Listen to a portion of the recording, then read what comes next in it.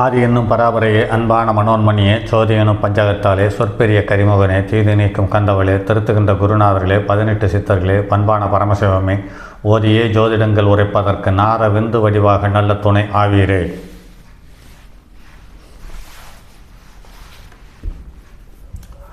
உலகில் உள்ள தமிழ் பேசும் அனைத்து நல் உள்ளங்களுக்கும், ஜோதிட பெரியோர்களுக்கும் சான்றோர்களுக்கும் மூத்தோர்களுக்கும், ஜோதிட ஆசான்களுக்கும் குருமார்களுக்கும் மற்றும் மாணவ மாணவியருக்கும் மற்றும் தாய்மார்களுக்கும் மற்றும் இந்த காணொலியை காணும் உங்களுக்கும் அஸ்ட்ரோராஜின் இனிய நற்காலை வணக்கங்கள்.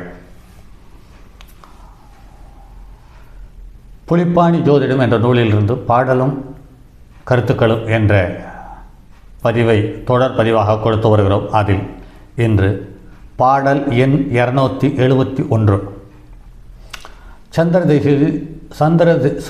சுக்கிர திசையில் சந்திர புத்தி சார்ந்த பலனை இந்த பாடல் வலியுறுத்துகிறது. வாருங்கள் பாடலுக்குள் செல்வோம்.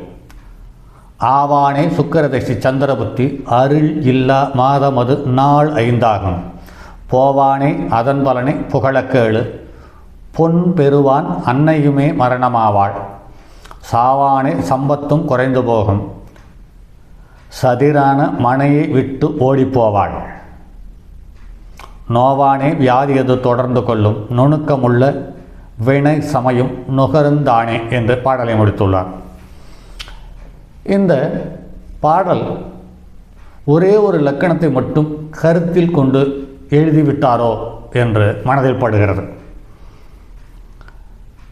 கடக லக்கணத்துக்கு 11க்குரிய பாதகாதிபதி லக்கணத்துக்கு 4ஆம் இடம் என்று சொல்லக்கூடிய சுகஸ்தானத்திற்கு 8க்குரியவனும் அவனே 4க்குரியவனும் அவனே என்ற கண்ணோட்டத்தில் எழுதியிருப்பார் போலும். இந்த சுக்கிர திசை சந்திரபுத்தி என்பது 2 நீர்க்கிரகங்கள், அதே சமயத்தில் 2 முதல் தர சுப கிரகங்கள் என்று எல்லா நூல்களும் சொல்லுகிறது, எல்லா சுவடிகளும் சொல்லுகிறது, சில மூத்தோர்களும் சொல்லுகிறார்கள்.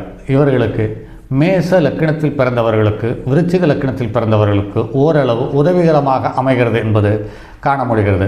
அதே சமயத்தில் மகர லக்கணத்துக்காரர்களுக்கும் இது யோகத்தை தந்து விடுகிறது என்பது நடைமுறையில் காண முடிகிறது. ஆக சில லக்கணங்களுக்கு மிகப்பெரிய யோகத்தை தந்து விடுகிறது, சில லக்கணங்களுக்கு பலமான அவமானத்தை தந்து விடுகிறது. எந்த லக்கணமாக இருந்தாலும் தாய் தந்தை உடல் நலத்தில் ஏற்ற இறக்கங்களை தந்து வருகிறது என்பதை நடைமுறையில் காண முடிகிறது. ஆக இந்த பாடலில் சொல்லப்பட்ட தகவல் ஒரு 50% நடைமுறைக்கு பொருந்து போகிறது, ஒரு 50% இதில் சொல்லாத தகவலும் நடைமுறையில் ஒத்துப்போகிறது என்பது காண முடிகிறது.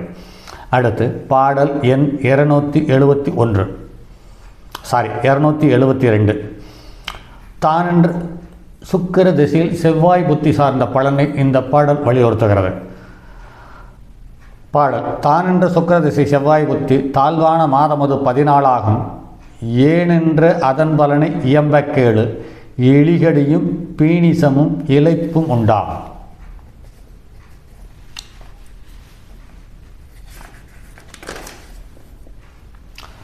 வானென்ற வைத்தினிலை நோவும் உண்டாம் வகையான ஆசனத்தில் கடுப்பும் உண்டாம் தேனென்ற தெரிவையர்கள் விகற்பமாகும் தீதான சத்துருவும் சேர்வான் பாரே என்று கூறியுள்ளார். இந்த மேச லக்கணத்துக்கு 2-7க்குரிய மாரகாதிபதி, காலபுருஷ லக்கணத்துக்கு 2-7க்குரிய மாரகாதிபதி என்ற வகையில் இந்த பாடலை எழுதியிருப்பாரோ, வேறு எந்த வித பலன்களையும் சிந்திக்காமல் இருந்திருப்பாரோ என்று கூற தோன்றுகிறது. எலிக்கடி சம்பந்தப்பட்டது, வயிற்றினில் நோய், ஆசன வாயில் கடுப்பு, பெண்கள் சம்பந்தப்பட்ட உறவுகள் சங்கடங்கள் போன்ற விஷயங்களை வலியுறுத்தியுள்ளார். இது 2ம் உணர்வுகளை தரும் கார்மோன் கிரகங்கள்.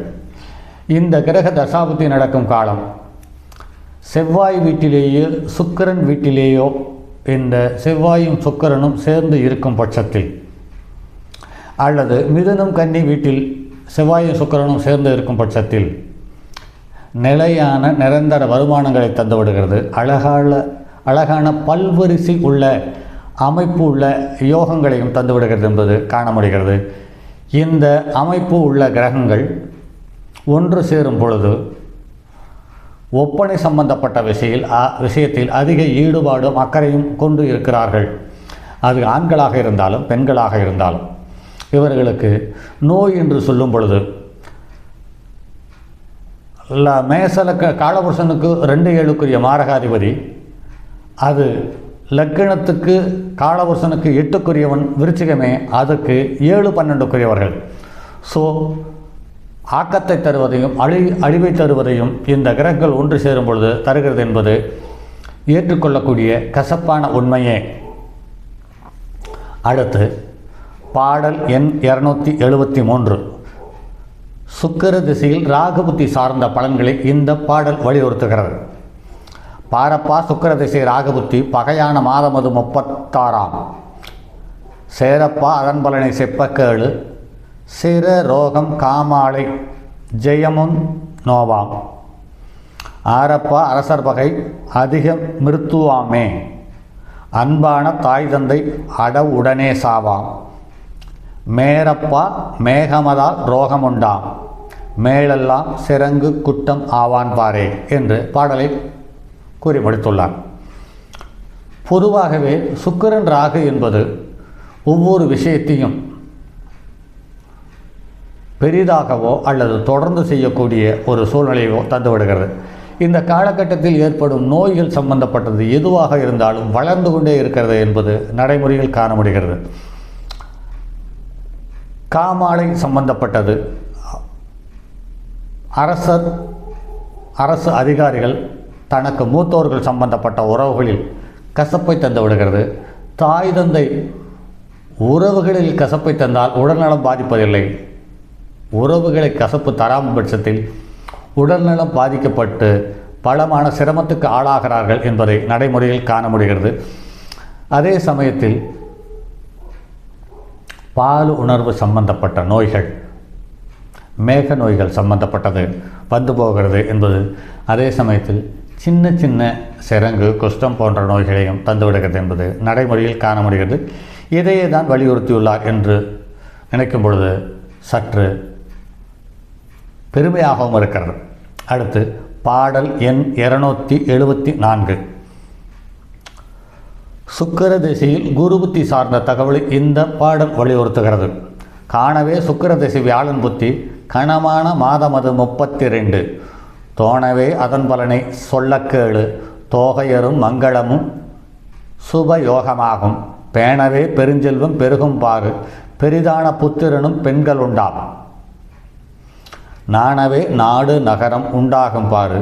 நன்மையுடன் வாகனமும் நட்புடனே உண்டாம் என்று பாடலை கூறியுள்ளார். பொதுவாகவே